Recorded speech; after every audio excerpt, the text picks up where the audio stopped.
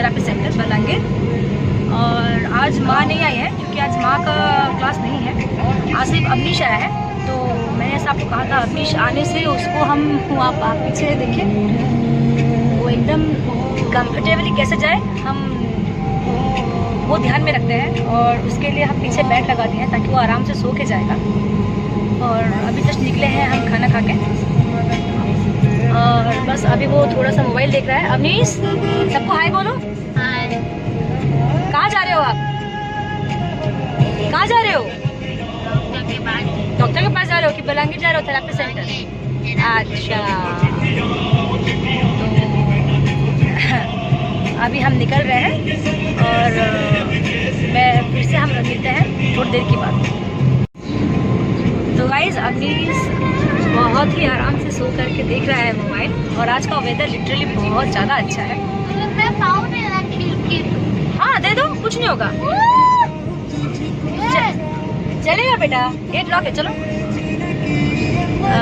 तो आज वो माँ को बहुत ज़्यादा मिस कर रहा है, बोल रहा है माँ नहीं आई है तो वो ठीक से बैठ नहीं पा रहा है। और मैं बोल रही हूँ मैं जाकर उसके साथ बैठूंगी तो वो भी नहीं बोल रहा है, उसको अकेले रहना है पीछे। आज मैं मेरी मम्मी को भी बोल रही थी कि आप चलो, तो मेरी जो मम्मी है उनका आज डेंटल क्लिनिक में शायद अपॉइंटमेंट है, तो इसलिए वो नहीं आई। तो इसलिए हम तीनों ही आज निकल गए। अवनीश का आज 4:30 से क्लास है, 5:30 तक, बस 1 घंटे का ही क्लास होगा। और क्लास ख़त्म करके हम इमीडिएट निकल जाएंगे वहाँ से, क्योंकि लगता है ज़्यादा बारिश भी होने वाली है। और मैं आज आपको यहाँ का वेदर दिखाती हूँ। तो देखिए गाइस, बहुत ही अच्छा वेदर है।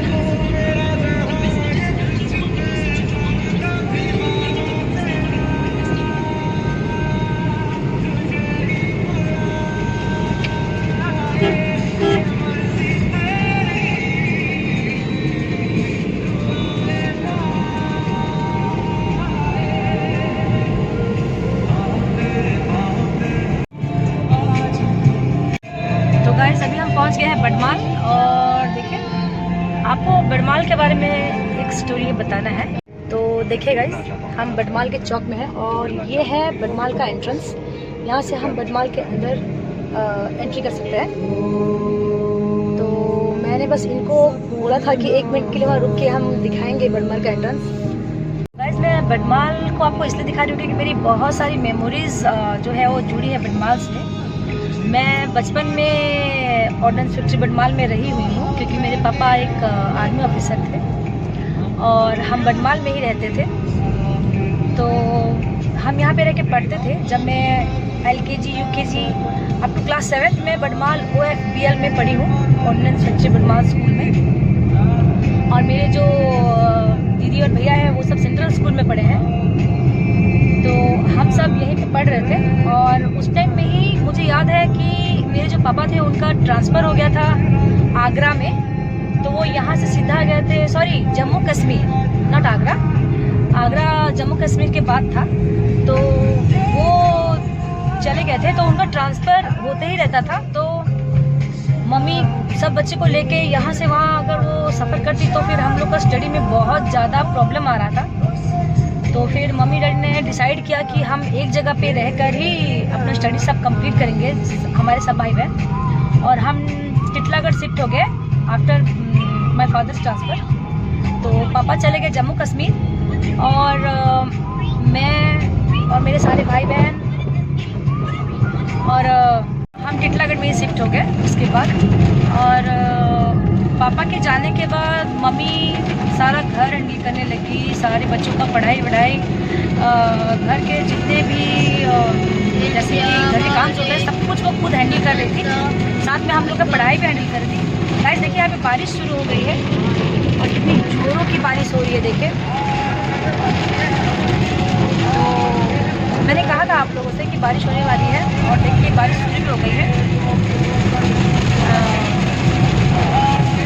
हाँ, तो मैं कहा थी, तो फिर मैं यही कह रही थी कि पापा के जम्मू कश्मीर जाने के बाद हम लोग ने टिटलागढ़ में ही रहकर सब हम पढ़े, और वहाँ पे अपना स्टडी ख़त्म करने के बाद में हम लोग वहीं पे सब दीदी भैया सबकी शादी भी हो गई। सब हम एक्चुअली मैं बिहार से बिलोंग करती हूँ, बस पापा आर्मी में थे इसलिए हम बार बार ट्रांसफ़र पापा का होते रहता है, तो हम उड़ीसा में शिफ्ट हो गए। यहाँ पे पापा हम लोग खुद का घर भी बना लिए हैं और यहीं पे शिफ्टेड है। और रही मेरी बात, तो क्योंकि मेरा यहाँ पे जॉब था तो मुझे भी यहीं पे शादी करना पड़ा बिकॉज ऑफ माई जॉब। तो हम लोग यहीं पे शिफ्टेड हैं और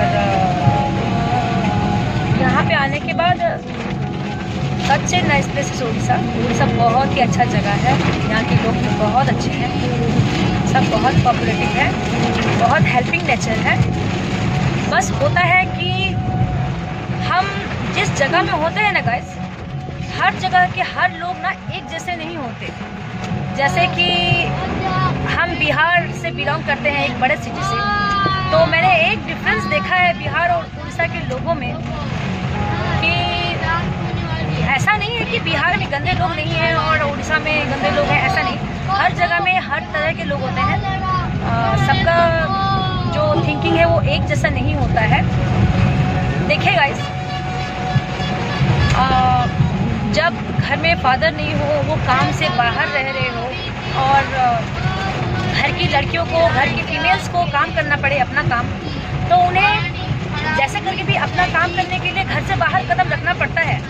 और वो अपने सिटी से दूर जाके भी अपना काम करती हैं, बैंक जाना पड़ता है उनको, बाज़ार जाना पड़ता है उनको, मार्केट से लेके उनको अपना सारा काम, अपने सारे नीड्स खुद ही फुलफिल करने होते हैं, राइट।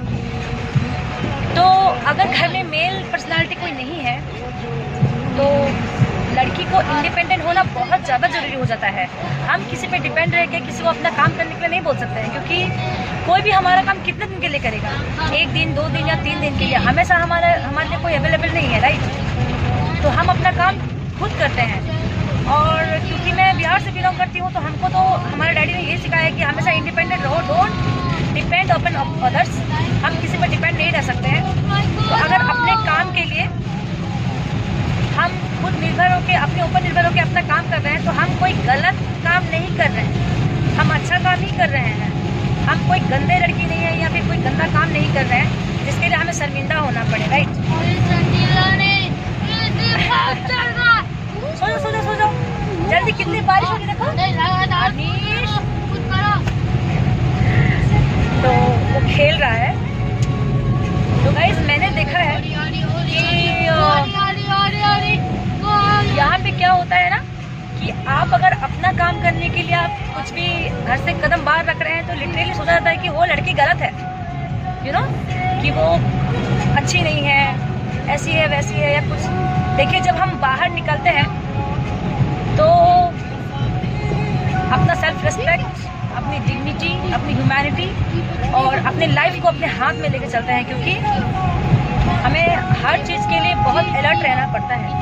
लेकिन फिर भी कुछ ऐसे लड़के होते हैं या ऐसे बंदे होते हैं जो हमेशा आप पर निगाह रखते हैं कि क्या है क्या नहीं है। पर मेरे ख्याल से जब तक आप इस चीज़ को अच्छे से जानते नहीं हो, पहचानते नहीं हो, आपको उनके बारे में उनको राय देना भी गलत है ना। तो है कुछ जो मैं धीरे धीरे रिवील करूँगी सब कुछ। तो भाई, जब हम टिटलागढ़ में थे, आफ्टर माई 12 मुझे जॉब मिल गया था। मैं इंटर करके ही immediate as a science student, मुझे साइंस के थ्रू में ही मुझे एजुकेशन डिपार्टमेंट में as a science teacher job मिला। तो जब मैं जब मैं इंटर कर ली 12th क्लास, तब मैं टीचरशिप ज्वाइन कर ली थी। और उसके बाद मुझे रेगुलर मोड में पढ़ने के लिए चांस नहीं मिल पा रहा था। तो मैंने क्या किया, अपना जो एजुकेशन है इग्नो बलांगीर राजेंद्र कॉलेज से अपना कंप्लीट किया इन केमिस्ट्री ऑनर्स। तो मैंने वहाँ से अपना ग्रेजुएशन कंप्लीट किया। तो ऐसे ही बलांगीर में जाने के लिए हमको हर संडे हमको क्लास करने जाना होता था। तो मेरे 2 फ्रेंड मेरे साथ थे, ज्योति एंड वंदना। तो हम तीनों अप डाउन करते थे हर संडे। और बाद में कुछ हमारे और दोस्त भी हमारे साथ आए, हम एक साथ तीनों जाते थे तो और आते थे और फिर एग्ज़ाम देना थे। इस तरह से मैंने अपना ग्रेजुएशन कंप्लीट किया।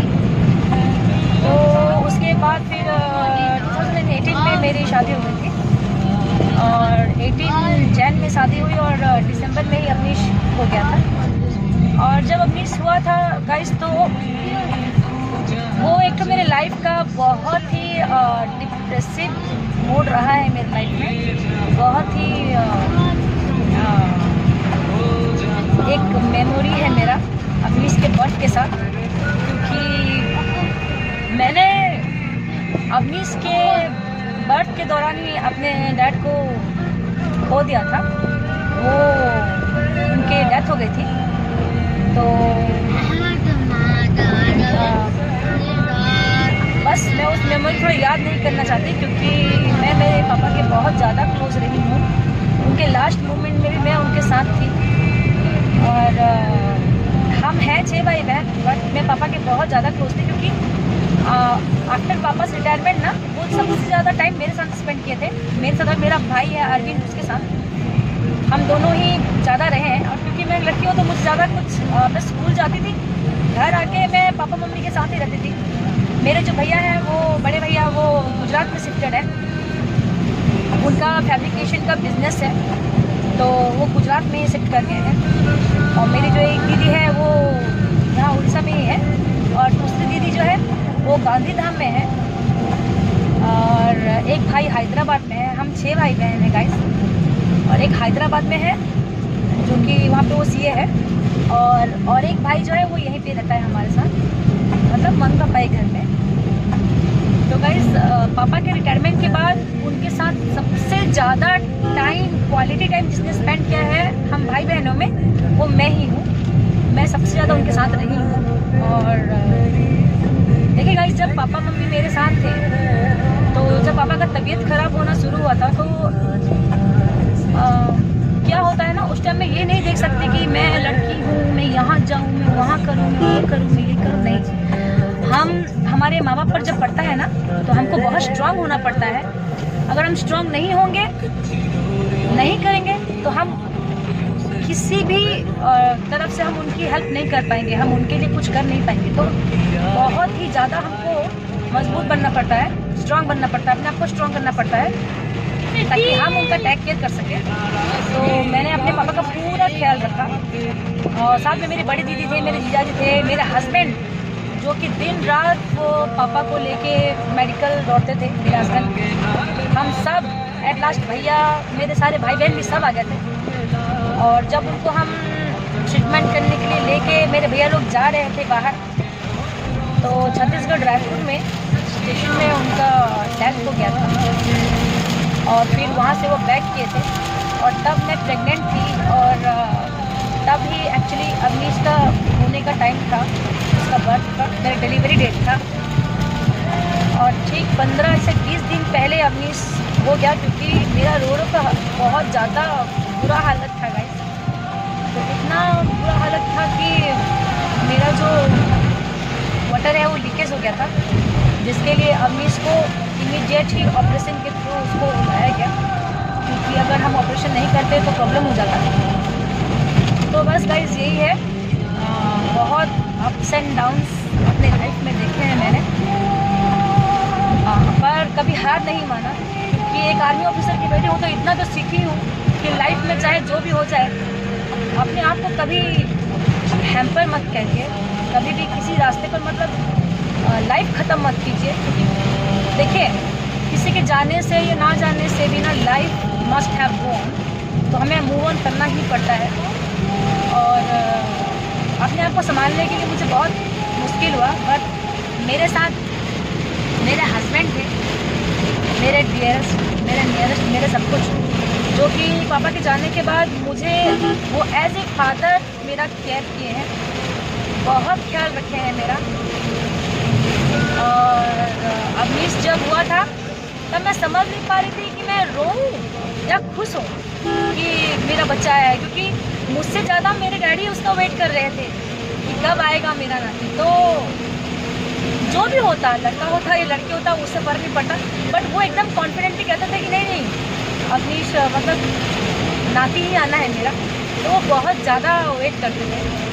बहुत अफसोस लगा कि अवनीश ना उनको देख पाया, ना मेरे डैडी अवनीश को देख पाए, ना मिल पाए। और फिर भी मेरे जो बड़े भैया हैं वो अवनीश को एज ए नाना की तरह प्यार करते हैं, उससे ज़्यादा ही प्यार करते हैं। मेरी बड़ी भाभी, मेरे भैया, ये सब अमीश से बहुत प्यार करता है। इवन मेरे जो तीनों भाई हैं वो तीनों भाई की जान है मेरा अमीश।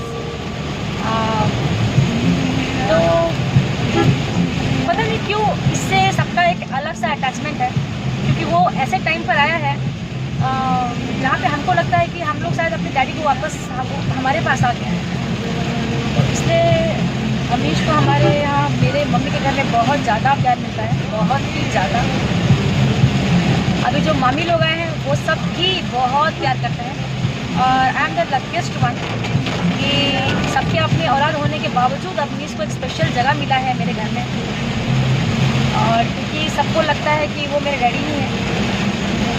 मेरे भैया तो उनको राम राम भी कहते हैं, क्योंकि उनको लगता है कि पापा हैं। तो सब उसको बहुत ज़्यादा रेस्पेक्ट भी देते हैं। इसको देखकर मुझे बहुत अच्छा लगता है गाइस, और लगता है और कुछ नहीं चाहिए लाइफ में बस। तो मेरे जो भैया हैं, पापा के जाने के बाद ऐसा मुझे कभी कमी नहीं हो रहा था कि मेरे पापा नहीं हैं, बट फिर भी गाइस बाप माँ की जगह शायद कोई नहीं ले सकता, वो तो वो ही रहते हैं। तो आपको बस ये बोलना चाहूँगी कि आप सबके अगर पेरेंट्स हैं तो प्लीज़ उनकी केयर कीजिए, उनसे प्यार कीजिए, उनके साथ जितना हो सके उतना टाइम स्पेंड कीजिए। उनके जाने के बाद अफसोस करने से कुछ फ़ायदा नहीं है कि हम उनको टाइम नहीं दे पाए, हम उनसे बात नहीं कर पाए, ज़्यादा हमसे बात नहीं होता था, वो सब गलत है। आपको जितना टाइम मिलता है ना, आप अपने पेरेंट्स से उतना अटैच रहिए। पेरेंट्स से ज़्यादा कोई भी अटैच नहीं रहता, और अगर कोई रहता भी है एक टाइम पीरियड के लिए ही रहता है, उसके बाद उसका अटैचमेंट ऑटोमेटिकली ख़त्म हो जाता है। अगर आपके माँ बाप आपके साथ हैं तो यू आर द लकीस्ट, आप बहुत लकी हो।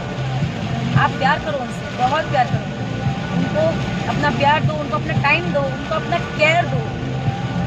क्योंकि गाइस पता है क्या होता है, जब हम छोटे होते हैं ना तो माँ बाप जैसे हमें सेल्फलेस लव देते हैं, सेल्फलेस केयर मतलब लव केयर देते हैं, तो वो यही आशा करते हैं कि जब हमारी बारी आएगी तो हमारे बच्चे भी हमें वैसे ही सेल्फलेस लव और केयर देंगे, राइट।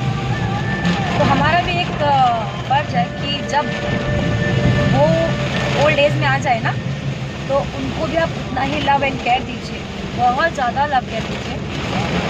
और देखते गाइस मेरे कुछ फ्रेंड्स भी हैं जिनको मैंने देखा है कि उनके जो इन-लॉज़ के साथ में उनकी पटती नहीं है, जमती नहीं है।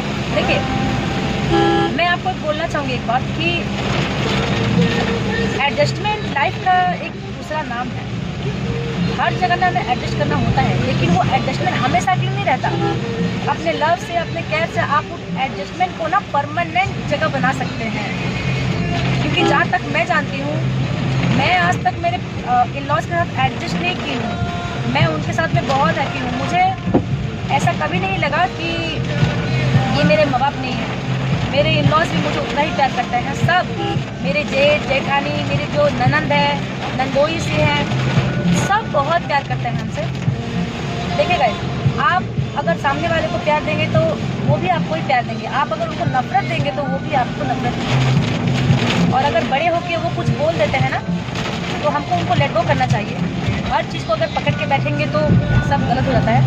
तो मैं मेरे फ्रेंड्स को भी यही बोलना चाहूँगी, जितने भी फ्रेंड्स हैं और जो बोलते हैं कि सास कभी माँ नहीं हो सकती है एंड ऑल, ये गलत है। होती है माँ, सास भी माँ ही होती है। और आप अगर अपने हस्बैंड से प्यार करते हैं तो उनकी माँ से प्यार करने की प्रॉब्लम क्या है ना। तो मैं तो बहुत लकी हूँ कि मुझे मेरी मम्मी का घर भी बहुत ही अच्छा मिला। शायद भगवान ने मुझे चुन करके माँ बाप का प्यार दिया और सास ससुर का प्यार दिया, और मैं तो बहुत लकी हूँ कि वो मेरे पास ही हैं आज। और माँ को तो आप लोग देखे ही हैं गाइस। मैं बहुत जल्दी मेरी जो ग्रैनी सास है, मतलब सासू माँ की सासू माँ, आई सासू जिसको बोलते हैं, दादी सास, वो भी है, उनको भी दिखाऊंगी, उनसे मिलाऊंगी आप सबको। और मेरे ससुर जी भी हैं। हाँ, मेरे डैडी नहीं है, बट आज भी इतना मुझे फ्रीडम मिला है कि मैं अपने डैड का बड़ा सा पिक्स अपने घर पे लगा के रखी हूँ, क्योंकि उनको नहीं देखने से ना गाइस मैं पानी भी नहीं पी सकती। मुझे इतना क्लोज हूँ मैं उनके। जब मैं अपने पापा का बात करती हूँ तो मैं लिटरली उनको बहुत मिस करती हूँ। तो मुझे लगा मैं आपको ये सब बता दूं पहले ही। आप बोल रहे हैं कि अभी ब्लॉग्स रेडी किया है और शुरू किया और अभी सब कुछ बोलना शुरू। तो हाँ, मैं अभी बोलना शुरू कर रही हूँ, क्योंकि जो भी दुख थे मेरे लाइफ के मैं आपको पहले बोल दूँगी, ताकि इसके बाद मैं खाली इंटरेस्टिंग ब्लॉग ही बनाऊँ, बीच में मुझे मेरे डैडी को याद ना करना पड़े। क्योंकि याद उनको करता है ना जो आपके लाइफ से गुम हो जाता है, लेकिन मैं मानती हूँ जब तक मेरा लाइफ है मैं मेरे पापा को कभी नहीं भूलूंगी, वो मेरे साथ ही रहेंगे। और मुझे बहुत सी जगह में ऐसे रियलाइज हुआ है कि हाँ, वो मेरे साथ रहते हैं हमेशा। वो नहीं है, दैट्स ट्रू, बट वो मेरे साथ है। मुझे लगता है वो मुझे सुनते हैं, मुझे कुछ कहना चाहते हैं, और मुझे उनके बहुत से ड्रीम आते हैं गाइस। 1-2 दिन आया तो मैं इनको बोल देती हूँ, पर हमेशा अगर ड्रीम आता है तो मैं कितना बोलूँ। इसलिए वो जो भी ड्रीम देते हैं मुझे, मैं बस सुनती हूँ उनको देखती भी हूँ, और बस यही था। तो आपको अगर मेरा लाइफस्टाइल, मेरा स्टोरी अच्छा लगा तो आप मुझे कमेंट में ज़रूर बताइएगा। और देखिए यहाँ पे अवनीश जो है वो सो चुका है। बारिश हो रही थी तो मौसम बहुत ठंडा हो गया था, तो वो लिटरली सो चुका है। और हम बस यही बलांगीर पहुंचने वाले हैं गाइस, तो मैं आपको थेरेपी सेंटर में पहुंच के फिर मिलती हूँ। तो गाइस हम बलांगीर के पास पहुंच चुके हैं, और यहाँ थोड़ा बारिश कम था, तो शोभित का सर बहुत तेज़ी से दुख रहा था, तो हम लोग यहाँ एक टी ब्रेक ले रहे हैं, और यहाँ पे हम चाय पियेंगे। अवनीश भी एक अच्छा सा स्नैप लेके उठ चुका है, और वो फिर से सो जाएगा। अरे दो मेरे को दो। तो देखिए गाइस, इनका सर दुख रहा था, तो गए थे चाय लाने के लिए, बट साथ में बिस्किट ब्रेक भी हो चुका है।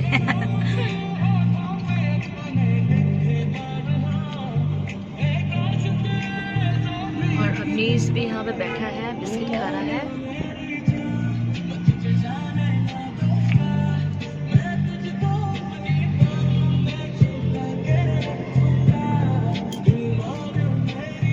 गाइस बारिश यहाँ बिल्कुल नहीं हो रहा है, और पता नहीं यहाँ पे उस दिन भी ऐसे ही हुआ था, आधे रास्ते में बारिश हो रहा था और आधे में बिल्कुल ही नहीं हो रहा था। तो शायद ऐसे ही होता होगा यहाँ पे। पता नहीं। और तो गाइस मैं चाय पी चुकी हूँ, और अभी हम बस निकलने वाले हैं, और इनका अभी थोड़ा खाना पीना चल रहा है, तो खा लेंगे तो हम निकलेंगे। अच्छा गाइस, मैं कुछ बोल रही थी आपको, और बीच में मैं वो रोक दी थी शायद। तो मैं ये बोल रही थी कि बिहार हो, उड़ीसा हो, आसाम हो, या फिर मुंबई हो, महाराष्ट्र, जो भी जगह हो, हर जगह के लोगों की मेंटालिटी एक नहीं रहती। क्योंकि हम लोग एक गांव से बिलोंग करते हैं, टिटलागढ़, जो कि बलांगीर डिस्ट्रिक्ट का एक छोटा सा ब्लॉक है। और देखिए, मुझे ऐसा लगता है जितने छोटा जगह होता है ना, लोगों का माइंड उसमें ही उतना ही हो जाता है, बहुत कंजर्वेटिव माइंड के हो जाते हैं लोग। तो क्या होता है, अगर कोई लड़की इंडिपेंडेंट है, इंडिपेंडेंटली अपना काम कर रही है, तो वो चीफ नहीं होती। वो अगर कहीं जा रही है अपना काम करने के लिए, तो बिना जाने हुए इसको चीफ बोलना भी गलत है। तो you have to change your mentality, you have to change your mind, because आज की दुनिया में हर कोई, एवरीवन इज इंडिपेंडेंट, और इंडिपेंडेंटली अपना काम भी कर रहे हैं वो। इसका मतलब ये नहीं है कि वो गलत है या कोई गलत काम करती है। वो अपने लिए जी रही है, अपने फैमिली के लिए जी रही है, और बिल्कुल सर उठा के जी रही है, क्योंकि उसको भी पूरा हक है अपने घर में खुश रहने का, अपने लाइफ में खुश रहने का। आप लोग उसको अपनी चीफ थिंकिंग से उसके लाइफ को स्पॉइल नहीं कर सकते। और हर लड़की के लिए एक सलाह है, लोगों का काम है उनको बोलने दो, आप अपना काम करो, आपको जो ठीक लगता है वो करो, आपको जो ठीक लगता है वो पहनो। और हाँ, एक दायरा है, एक मर्यादा है कि हम लोग अपने लिमिट्स में रह के हमको काम करने चाहिए। और दूसरी बात ये है कि बड़े सिटी के जो लोग होते हैं ना, उनके पास इतना टाइम नहीं होता ये देखने के लिए कि कौन क्या कर रहा है, कौन कहाँ जा रहा है, कौन क्यों किया, ऐसा क्यों, वैसा क्यों, लॉट्स ऑफ नॉनसेंस, राइट। तो ये इतने सारे चीज़ों के लिए उनके पास टाइम नहीं होता। They are very broad minded, बहुत ज़्यादा ब्रॉड माइंडेड होते हैं वो लोग, और उनको फर्क नहीं पड़ता कि आप क्या कर रहे हैं क्या नहीं कर रहे हैं, आपके घर में कौन खाना खाया, कौन भीख मांगा, क्या किया, तो ऐसा कुछ नहीं होता। सब अपने अपने लाइफ में बहुत ज़्यादा बिजी रहते हैं, उनको अपने ही काम से फुर्सत नहीं मिलती। एक तो उनको इतना बिजी लाइफ मिलता है, रोड्स भी बहुत ज़्यादा बिजी मिलते हैं कि ऑफिस जाने के लिए जहाँ हम 5 मिनट में पहुँच जा रहे हैं यहाँ पे, वो लोग को 1-1 घंटा लगता है गाइस अपने ऑफिस पहुँचने के लिए। तो ऐसा ही होता है। और जो छोटे जगह होता है वहाँ पे हमको प्रॉफिट ये है कि हमको ज़्यादा ट्रैफिक का सामना नहीं करना पड़ता, हम ऑफिस इमीडिएट पहुँच जाते हैं, हमको ज़्यादा प्रॉब्लम्स नहीं आते क्योंकि छोटा सा टाउन है, तो हर चीज़ घर के बाहर निकलते ही मिल जाता है। उनको अपना सामान या अपना काम करने के लिए टाउन से बहुत ज़्यादा बाहर रहना पड़ता है। गाइस, मैं बहुत ब्लॉगर्स को देखी हूँ जो कि अपना लाइफ के बारे में बोलते रहते हैं, सब कुछ अपना लाइफस्टाइल दिखाते हैं, बहुत अच्छा लगता है देख के मुझे भी। और मैं बस उनको ये कहना चाहूँगी कि देखिए, सब लोग एक जगह नहीं रहते, सबके अलग अलग प्लेसेस हैं, अलग अलग टाइमिंग्स रहते हैं। वो सब जो भी बाहर रह रहे हैं या फिर स्मॉल सिटी में रहते हैं, सबकी लाइफस्टाइल लिटरली एक जैसी नहीं होती, सब अलग अलग तरीके के रहते हैं। तो यही है गाइस, मैं यही बोलना चाह रही थी कि हम अगर छोटे टाउन से भी बिलोंग करते हैं ना, तो जब तक हम किसी के बारे में कुछ जानते नहीं है, खाली सुन कर आप ये मत कहिए कि हाँ वो ऐसा ही है, ऐसा है, नहीं। आप जब तक अपनी आंखों से ना देखे, किसी के बारे में ना जाने, आपको कोई राइट नहीं है उसको कुछ भी बोलना या उसके बारे में गलत बोलना, और वो भी उसके पीठ पीछे बोलना, बिकॉज वो शो करता है you have no guts to say anything in front of her और हिम, राइट। आप उनके सामने कुछ नहीं बोल सकते हैं because you don't have any guts. If you had guts then come in front of us. आप सामने आओ, सामने आके उनके बारे में बोलो, जिसको भी आप भला बुरा बोलते हो। खाली मैं नहीं गाइस, बहुत से ऐसे हैं जो इस सब चीज़ से सफ़र हो रहे हैं कि उनके पीठ पीछे ये बोला जा रहा है, वो बोला जा रहा है। तो आप सामने आओ ना, अगर आपको गट्स है तो आइए, डायरेक्ट कंसल्ट विद अस, हमसे डायरेक्ट पूछिए हमसे कि क्या बात है, क्या हुआ है। आप हमारे पीठ पीछे बोल के आप अपने आप को छोटा क्यों बना रहे हो? नहीं बनाओ ना, आप सामने आके देखो कि कौन क्या कर रहा है। और कोई अच्छा लाइफस्टाइल अगर पा रहा है, अच्छा लाइफस्टाइल जी रहा है, इसका मतलब ये नहीं है कि वो गलत है। हर चीज़ बहुत अच्छा भी होता है। आप अपने थिंकिंग से उसे गलत बनाकर आप अपना एक जो नज़रिया क्यों क्रिएट कर रहे हैं, वो आप समझ पा रहे होंगे। तो मैं क्योंकि हिंदी में ब्लॉग बनाती हूँ ताकि ऑल ओवर इंडिया में मेरा ये ब्लॉग वायरल हो, ताकि क्या होता है, हिंदी हमारा राष्ट्रीय भाषा है, तो आई थिंक सबके अपने अपने एक पर्सनल लैंग्वेज होते हैं, लेकिन हिंदी भाषा पूरे इंडिया में ही, हमारे इंडिया का मुख्य भाषा है, तो सबको हिंदी का नॉलेज होता ही है, ऑब्वियस सी बात है। तो उड़िया भाषा बिहार वाले नहीं बोल सकते, बिहारी भाषा उड़ीसा वाले नहीं बोल सकते, लेकिन उड़ीसा के लोग और बिहार के लोग हिंदी भाषा जरूर बोल सकते हैं। वैसे ही हर जगह के लोग हिंदी भाषा परफेक्टली बोल पा रहे होंगे, जो नहीं बोल पा रहे होंगे वो समझ जरूर पा रहे होंगे। तो मैं चाहती हूँ सब कोई समझे, और जो लोग उड़िया है, अगर वो लोग मेरी भाषा नहीं समझ पा रहे हो तो मुझे तमर मान कर लगे गोटे जिनिस कहे, तुमको मुझे बहुत जल्दी उड़िया रे भी ब्लॉग टे देवी, जेनटा कि तुम्हें ही देख, और बेसिकली टिटलागढ़ वासी तुम्हें माने भी देखब मोर ब्लॉग, तमर मान कर लगे भी बहुत किसी कहबार अच्छे मत। तो स्टे ट्यून, जुगी था बहुत जल्दी आसमी आऊँ उड़िया रे भी गोटे ब्लॉग बना श्योर। तो मैंने अभी जो भी कहा वो उड़िया भाषा में था, और वो मेरे उड़ीसा भाषी के लिए था। बेसिकली मैं जहाँ पे रहती हूँ, जिस टाउन से बिलोंग करती हूँ, उस टाउन के लोगों के लिए। तो बस गाइस, अब मुझे इतना ही भड़ास निकालना था मेरा। भड़ास तो नहीं है, अपना अपना एक थिंकिंग है, क्योंकि हम लोग जो हमारे फ्रेंड्स हैं, मैं ज़्यादा फ्रेंड्स नहीं बनाती गाइस। मैं फ्रेंड्स उनको ही बोलती हूँ कि जो हमको समझते हैं, जो जानते हैं कि हम क्या हैं, जो जानते हैं कि हम क्या बोलना चाह रहे हैं, हम क्या कर रहे हैं, जो अच्छे से जानते हैं कि व्हाट वी आर, राइट। तो वो मेरे फ्रेंड होते हैं। जो मुझे नहीं जानते, खाली hi hello bye, they are not called friends. वो आधे कलीग होते हैं, आधे नॉर्मल से ऐसे बेसिक फ्रेंड होते हैं जो हाय हेलो बाय तक ही रहते हैं। और कुछ ऐसे भी फ्रेंड्स हैं, मेरे फ्रेंड सर्किल है, जिसमें अवनीश के सारे फ्रेंड्स हैं, उनकी मॉम्स हैं, और मेरी कुछ चाइल्डहुड फ्रेंड्स हैं। तो और मेरी कुछ कलीग्स भी हैं जो कि मुझसे बहुत ज़्यादा अटैच्ड है और मुझे बहुत अच्छे से समझते हैं, मुझे गाइड करते हैं। मैं अपसेट हूँ तो वैसे गाइस मैं ज़्यादा अपसेट नहीं होती। हाँ मैं जितना भी अपसेट होती हूँ मैं इमीडिएट उस अपसेटनेस को दूर करना पसंद करती हूँ, क्योंकि मैं ज़्यादा देर तक गुस्सा नहीं रह सकती या ज़्यादा देर तक ऐसे चुपचाप रह नहीं सकती। मुझे बोलना बहुत पसंद है, हंसना बहुत पसंद है। मैं लिटरली हंसती रहती हूँ। हाँ मैं ऐसी हंसती ही रहती हूँ। तो आप जितना भी पत्थर फेंकोगे मैं हंसती ही रहूँगी। तो जो लोग मेरे दुश्मन भी है ना, वो लोग को भी मैं कह रही हूँ आप दुश्मनी निभाते रहो और हम दोस्ती निभाते रहते हैं, क्योंकि हम तो जोड़ने में ही बिलीव करते हैं, तोड़ने में नहीं। तो मैं अपने लाइफ में बहुत खुश हूँ, आप लोग भी अपने लाइफ में खुश रहिए। लाइफ बहुत शॉर्ट टर्म के लिए मिलता है लाइफ, और कब कौन चला जाए किसी का कुछ गारंटी नहीं होता। तो जितने दिन तक आप हो आपकी फैमिली से प्यार करो, सबसे मिल के रहो, सबके साथ रहो, सबको प्यार दो, सबसे प्यार लो। और दुश्मनी गलत होता है, उसको अपने तक ही रखो और नहीं करो, क्योंकि निभाना सबको आता है, दुश्मनी भी। और गाइस पता है मैं जिससे गुस्सा होती हूँ मैं उसे दुश्मनी भी नहीं निभाती, क्योंकि मुझे लगता है ना दुश्मनी इज ऑल्सो ए रिलेशनशिप, वो भी एक रिलेशन ही है। तो हम जिसको पसंद ही नहीं करते उससे रिलेशनशिप कैसा, आप उसे अपने लाइफ से कट ऑफ ही कर दो ना, निकाल ही दो, तो इग्नोर करो। तो मेरा रूल है इग्नोर एंड बस, किसी से नो दुश्मनी, अपने लाइफ में खुशी से जियो। और जहाँ पे सोबित जैसा लाइफ पार्टनर है, लाइफ ऑटोमेटिकली खुश रहती है, क्योंकि उनको बोलना कम आता है और मैं वो ज़्यादा ही बोलती हूँ, तो वो कुछ बोलते ही नहीं मुझे।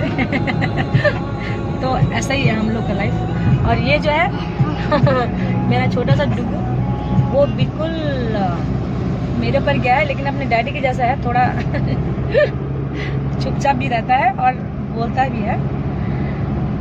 तो बस यही बोलना था गाइस, कुछ अपने दिल की बातें जो आपसे मैंने शेयर की।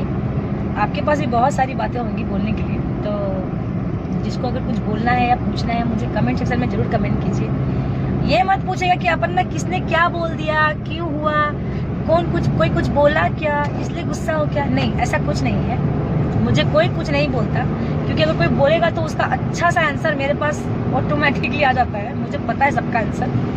और किसी की इतनी हिम्मत नहीं होती मुझे पूछने की कि मुझे क्या हुआ है, कि मैं क्यों ऐसे बात कर रही हूँ, क्योंकि वो भी जानते हैं कि मैं क्यों बोल रही हूँ। तो ये कमेंट तो मत कीजिएगा कि क्या हो गया, कुछ नहीं हुआ। ऐसा है कि हम फ्रेंड्स जब बैठते हैं तो हम लोग इसी टॉपिक पे बात करते हैं कि क्यों किसी के पीछे कुछ बात करना। तो जो बात कर रहे हैं, अगर आप लोग में गट्स है तो आप जाके सामने उनको पूछिए, सामने कंसल्ट कीजिए, लेकिन किसी के पीछे उसकी बदनामी करना, उसकी बुराई मत कीजिए। ऐसा है, सबके अपने अपने लाइफ है, सबके अपने अपने दस्त बखेड़े हैं, तो किसी के पास इतना टाइम नहीं है कि जाके उनको देखना है कि किसको क्या हुआ, किसका क्या हुआ, किसका क्यों था, कैसा था, क्या हुआ। आप अपने लाइफ में ध्यान दो, ऑटोमेटिकली सबकी लाइफ आपको अच्छी लगेगी। यही है। और गाइस अभी हम जस्ट पहुंचने वाले हैं अवनीश के थेरेपी सेंटर, और हम ऑलमोस्ट पहुंच ही गए हैं। तो हम बस गाड़ी से उतरने के बाद फिर से मिलते हैं। तो गाइस हम पहुंच चुके हैं अवनीश के थेरेपी सेंटर, और अवनीश अंदर जा चुका है उसकी डैडी के साथ, और हम जस्ट जा ही रहे हैं। मैं जा रही हूँ अंदर।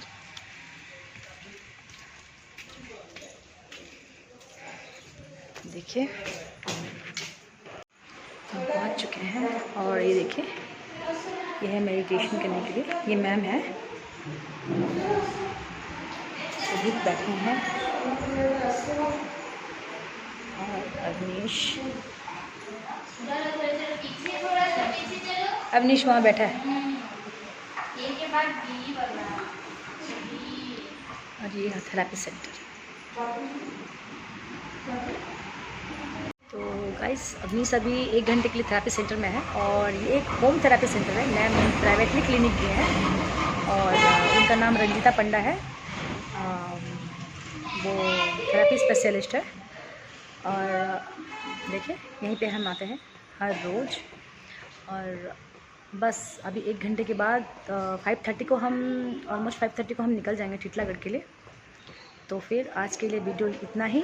आपको अगर अच्छा लगा हो मेरा वीडियो तो प्लीज़ लाइक शेयर सब्सक्राइब ज़रूर कीजिए, और कमेंट सेक्शन में जो भी आपको बोलना है मुझे कमेंट करके ज़रूर बताइए। बाय।